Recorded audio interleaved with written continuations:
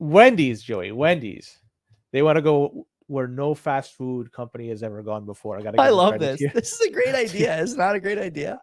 Well, it's capitalism, right? They could do what they want and people could vote with their wallets. And for people who are unaware what the heck I'm talking about, they have plans to go ahead with something where people are describing as surge pricing, and they're going to be going ahead with this in 2025. But Wendy's is not calling it surge pricing, and they're calling it dynamic pricing.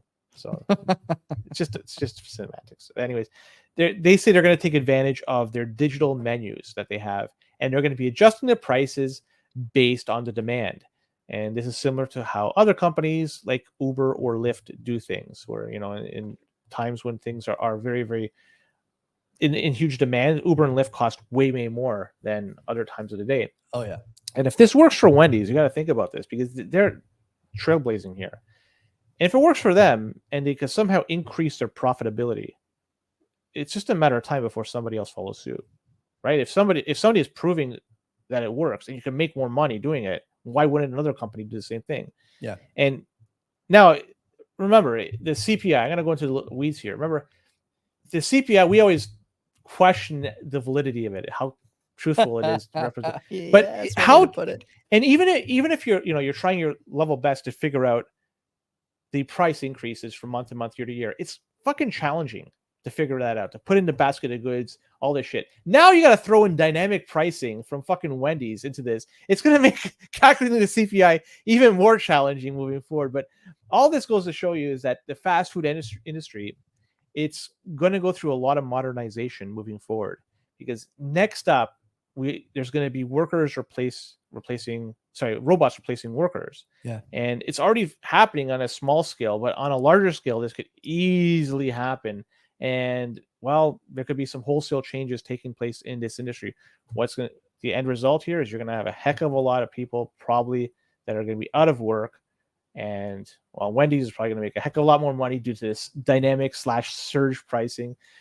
If you don't like it, you could vote with your pocketbook. Don't go there. Go somewhere else at the time that they drive up the prices. But I'm curious to see how this plays out, because if it does well, like I said, it's going to be copied over and over again by every fast food company out there. So they walked it back, right? So they're not going to go through with it, at least for now, under this whatever, naming this nomenclature is not going to be what they use.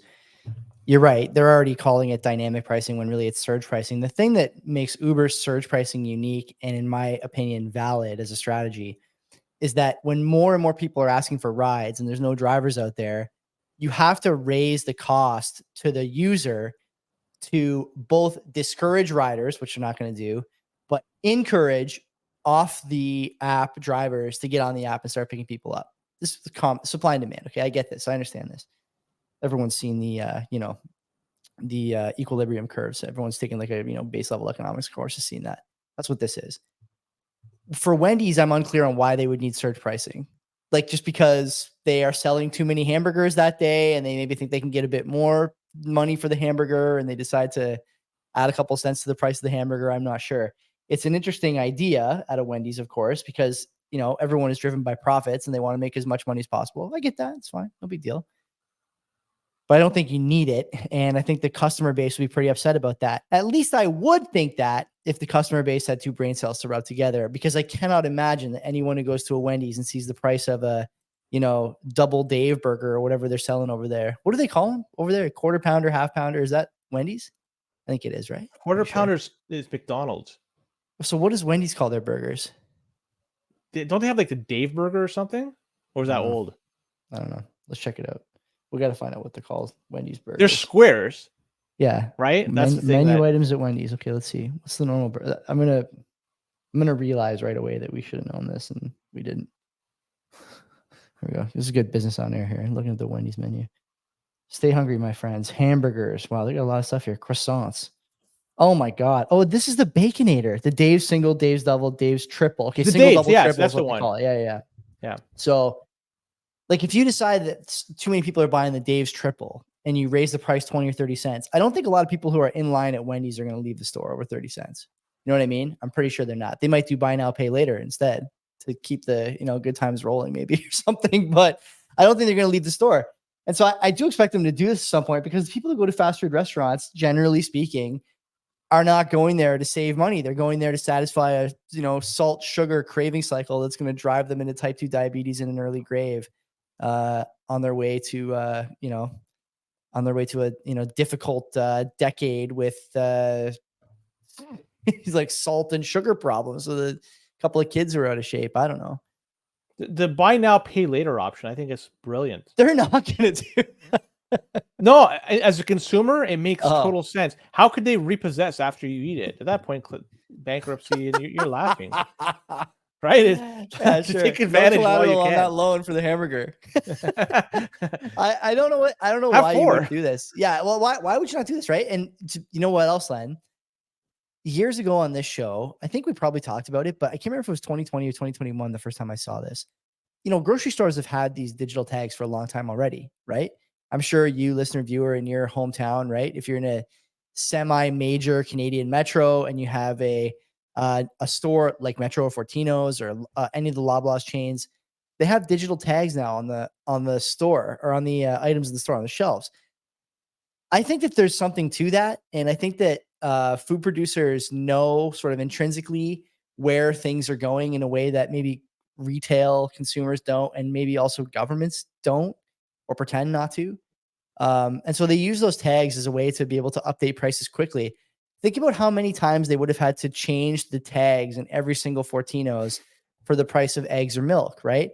If it's a digital one, then they could just easily do it. They do it on a dime. Exactly, Yeah. right? They do it every day if they want.